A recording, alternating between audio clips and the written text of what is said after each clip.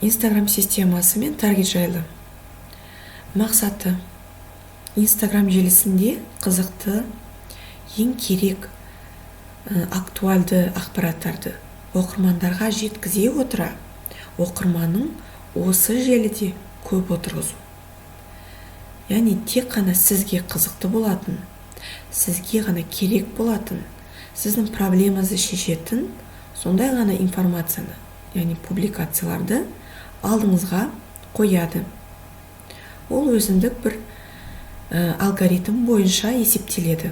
Ол алгоритмді тек қана Instagram өзі біледі, бірақ жалпы осы SMM мамандары жалпы осы алгоритмді біледі, соған қарай әрекет етеді.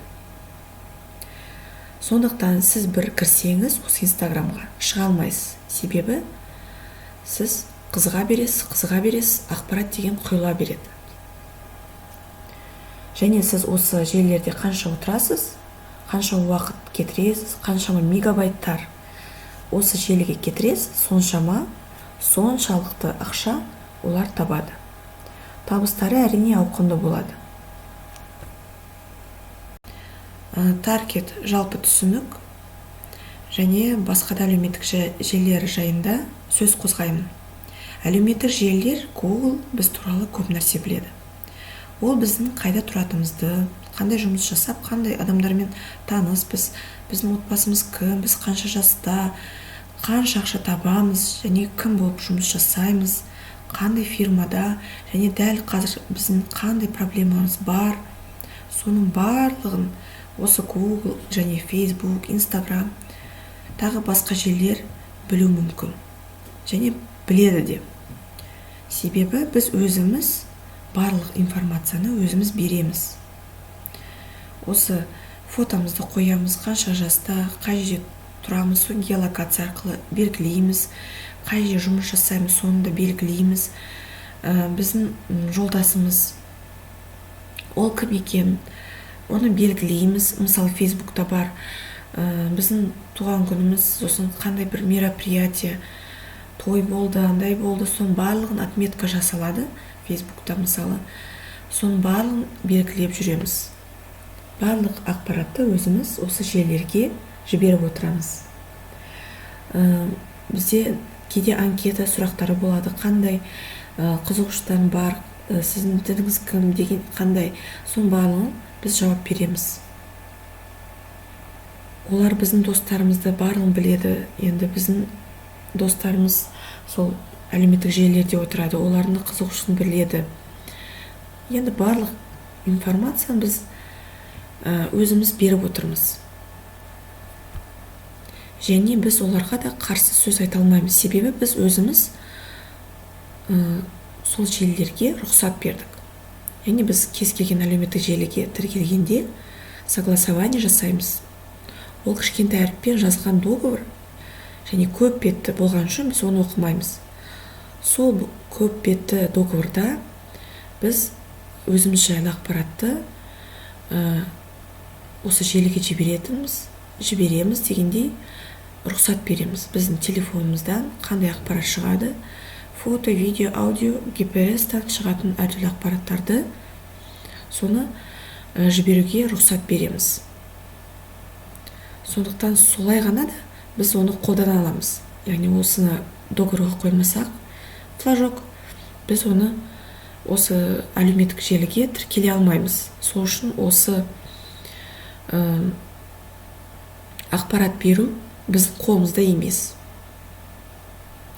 Және тағы да қайдан біз жайлы ақпарат табу мүмкін? Ол телефон арқылы, яғни прослушка арқылы. Телефон арқылы кейде прослушка жасалады. Жай жатқанда ол естіп жатқан ақпаратты жазып жатады. Диктофон түрінде барлығын жазып, біздің сөздерімізді осы желілерге жібереді. Осы барлық не үшін бізді солай білгісі келеді, не үшін бізді осылай прослушка арқылы шпионаж жасайды. Ол әр жарнаманы өзінің адресатына жеткізу үшін бұл ақпаратты қолданады. Біз Google-да жақсы телефон іздейміз. мысалы Samsung телефон дейік. Содан кейін ютубке кіріп қалсақ, бізге әртүрлі телефондар, көбінесе осы Samsungтар видеолар шығады. Ал Instagramға шықсақ, әртүрлі осы Samsung сататын интернет-магазиндер шығып қалады. Тағы бір мысал, сіз жолдасыңызбен келіспей қалдыңыз. Телефон жанында ол барлығын естіп тұр. Сіз телефон ашқанда сізге әртүрлі психолог, тренингтер шыға бастайды. Себебі сізді тыңдады, сізде енді эмоция бойынша, дауыстар бойынша түсінді, сізде ұрыс бар. Сіз жолдасыңызбен келіспей қалдыңыз. Демек, сізге проблемаңызды шешетін психологта, тренингте керек. Енді ол психологтар, тренингтер қайдан шықты? Олар әрине төленген жарнамалар. Тағы бір мысал айтайын. Мысалы, сіздің аяғыңыз ауыр.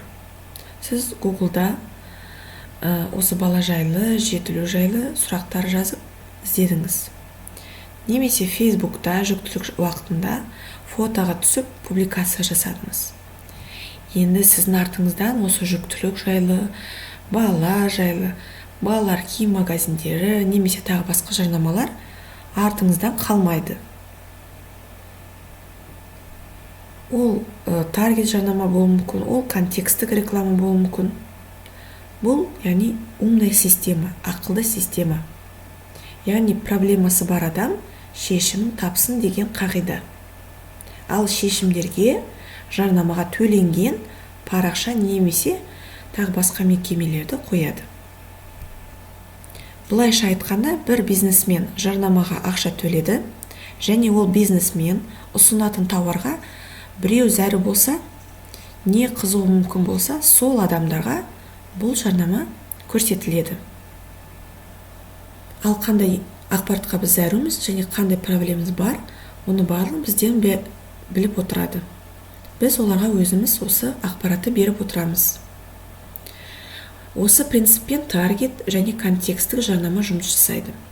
Таргет ол Instagram'дағы жарнама системасы, ал контекстік жарнама ол поисковиктер ішіндегі жарнама системасы. Тағы да бір мысал айтайын. Геолокация жайлы және таргет жарнама жайлы.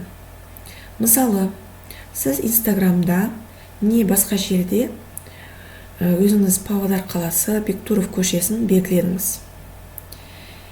Немесе белгілемесеңіз де, осы кепперес ашық болса, қайда тұратыныңызды көрсетіп тұрады.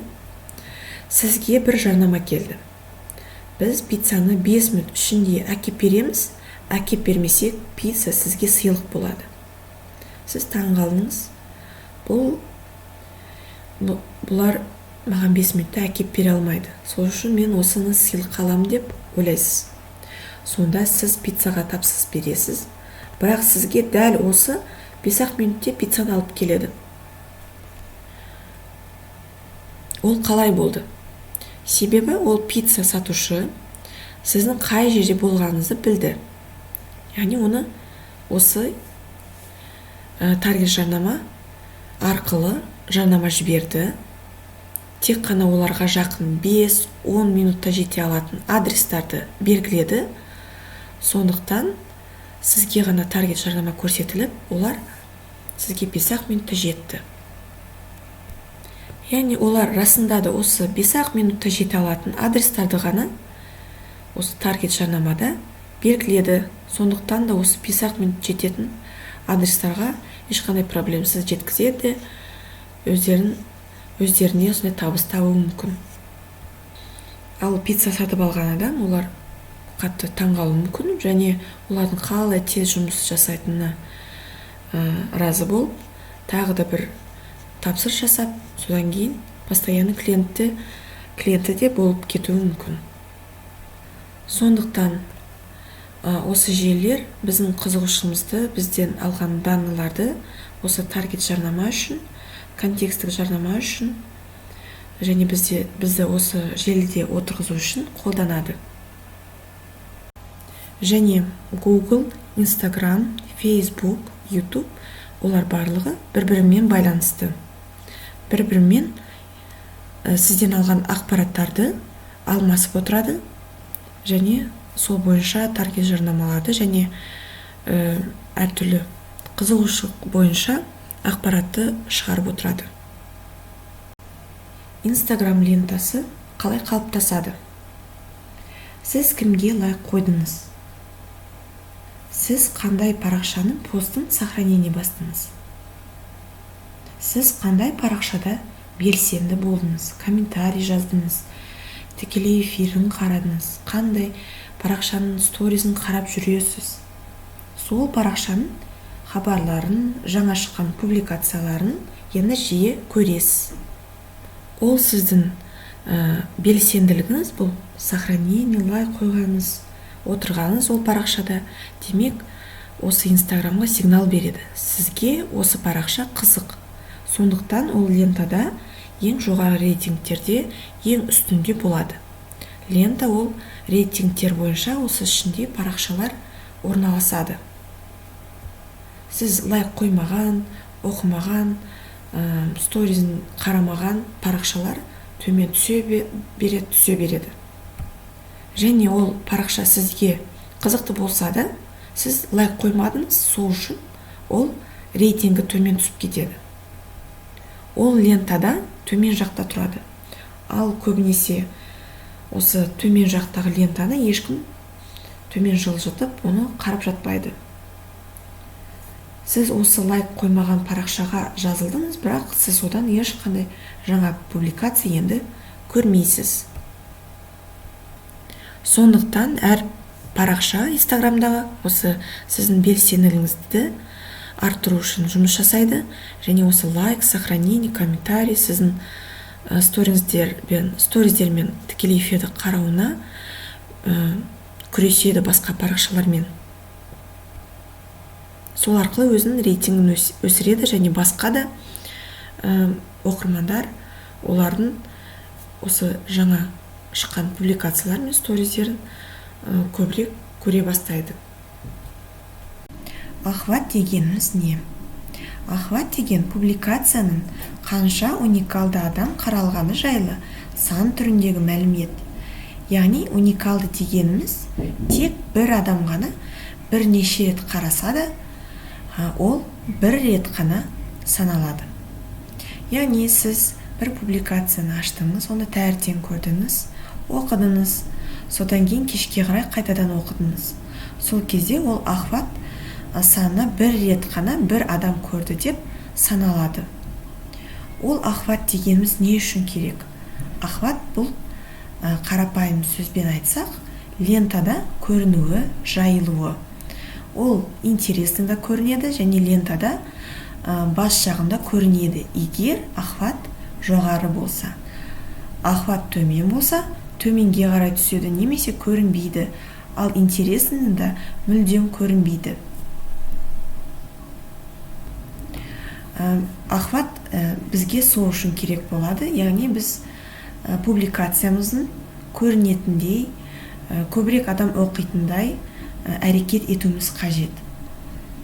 Мысалы, біздің оқырман саны 1000 адам болса, тек қана 5 лайк болса, демек сіздің публикацияңызды 5 адам көрген екен.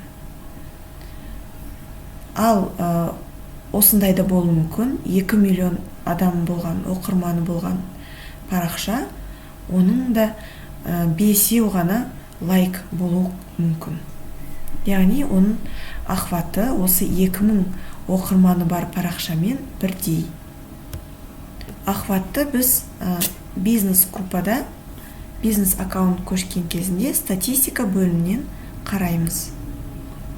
Охват саны не үшін бізге керек? Біз сол охват санын қарап, біздің публикацияларымыздың қалай жайылып жатқанын, көрініп жатқанын қадағалап отырамыз. Сол үшін біз әрекет етеміз охватты көтеру үшін. Содан кейін қайтадан анализ жасаймыз да, қайтадан охватымызды көтеруге әрекет етеміз. көрсетілім показы. Жалпы публикацияның көрсетілім саны. Бір публикация бірнеше рет бір адам лентасында көріну мүмкін. Қаншама рет көрінсе де, соншалықты көрсетілім болды деген сөз. Яғни бұл охват уникалды ғана бір адамды көрсетсе, саналса, показда бір адам қанша рет көрсе, соншалықты показ деп көрінеді. Яғни бір адамның алдына бір 5 рет көрсе, сол показдың ішіне қосылады.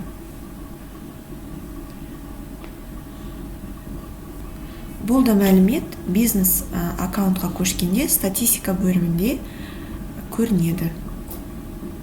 Вовлеченность, байланыста болу. Вовлеченность ағылшынша engagement rate немесе қысқаша R деп белгіленеді. Ол бізге не үшін керек ма? Ағылшынша жазылуы R деген. Біз осы арқылы оның формуласы бар. Арнайы біз оны өзіміз есептеп аламыз. Енді түсінейік, вовлеченность деген не ол?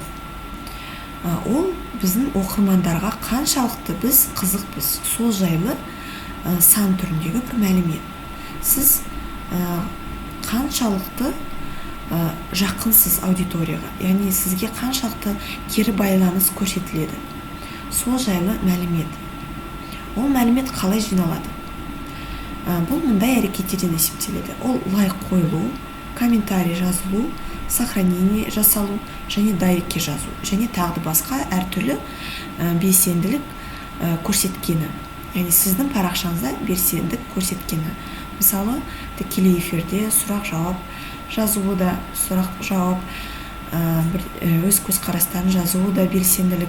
Сторизда бір опрос қойылса, соған да бір жауабын басуы, немесе бір ойын болып жатса, соны басып ойнауы сторизде, сол барлығы белсенділік болып саналады.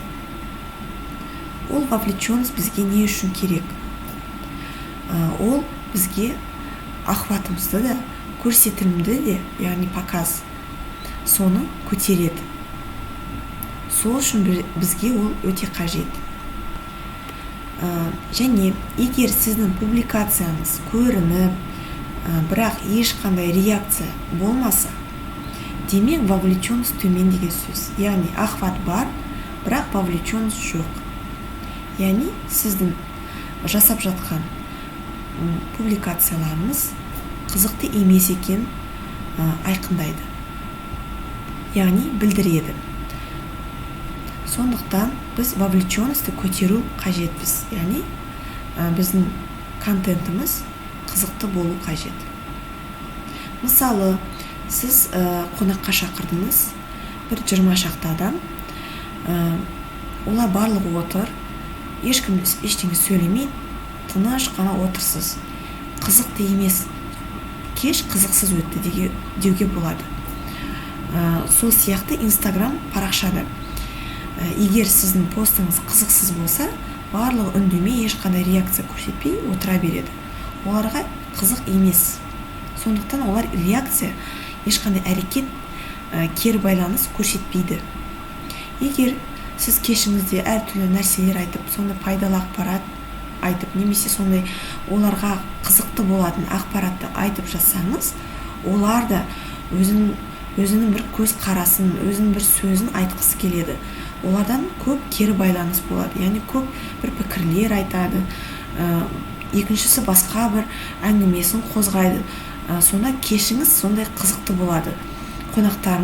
Келген қонақтарыңыз сондай мәз болып кетеді. Сол сияқты осы Instagram парақшада сондай. Яғни вовлеченность жоғары болса, сіздің де оқырмандарыңыз сізге сондай мәз болып, сондай жақсы көңіл күйде отырады. Және сізбен жақсы сондай кері байланыста болғысы келеді. Сізбен коммуникация құрғысы келеді. Сондықтан міндетті түрде осы вовлеченностьке біз мән беруіміз қажет.